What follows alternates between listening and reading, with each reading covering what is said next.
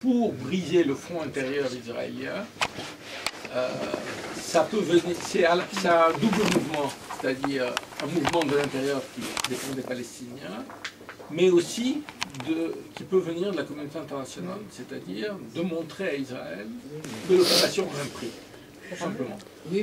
Et ça, de ce point de vue, les campagnes de boycott, il y a une vraie inquiétude en Israël sur ce qu'ils appellent la délégitimation de l'État.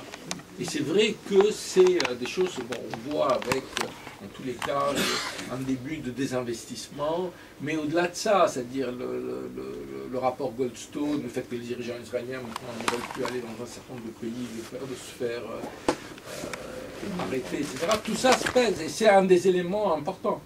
Mais en dernier instant, ça ne va pas se jouer à l'extérieur, même si c'est important. L'ANC, ça s'est joué, les campagnes de boycott ont été tout à fait importantes, mais articulées avec la lutte menée à l'intérieur.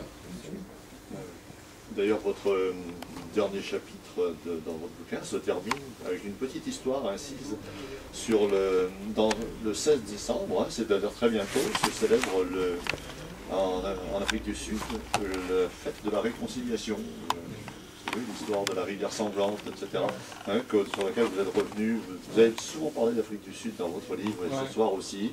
C'est un parallèle intéressant. Alors je me dis, après tout, peut-être que ça peut être. Mais bon, c'est un optimisme vert.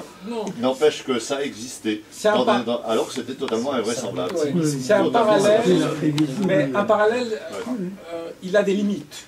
Il a des limites, ne serait-ce que pour cet aspect démographique. On n'est pas en Afrique du Sud, on était de 8 pour un blanc et un métis. Là, on est moitié-moitié. Donc c'est quand même, c'est pas seulement une question morale, c'est aussi une question de rapport de force politique. Donc il y a des parallèles, en même temps, bon, c'est pas les mêmes situations. Oui, puis avec une communauté internationale, entre guillemets, qui n'est pas claire sur la Ceci question des étant, dans les origines. années 60, parce que bon, aujourd'hui, Mandela, c'est une idole et tout le monde vous dit, on l'a reçu. Il était un terroriste pour les États-Unis, il était un terroriste pour Madame Thatcher, il n'était pas reçu en France, et, enfin, c'était avant Mitterrand, donc, enfin, il n'était pas, l'ANC n'était pas vraiment persona grata, donc, bon, là aussi, les choses changent. Le régime sud-africain c'est comment dire, décrédibilisé au fur et à mesure, à la fois de la répression à l'intérieur, des luttes menées par l'ANC, des campagnes internationales faites. C'était une convergence d'un certain nombre de choses. Je propose de conclure sur cette note d'optimisme, non pas BA, je crois, mais désolé. L'imprévisible est toujours possible. Rendez-vous. Il faut faire un reproche à M. Péchy. Ah oui, il écrit presque plus dans le monde diplomatique. Alors, vous pouvez faire ça. Alors, il écrit des très bons livres.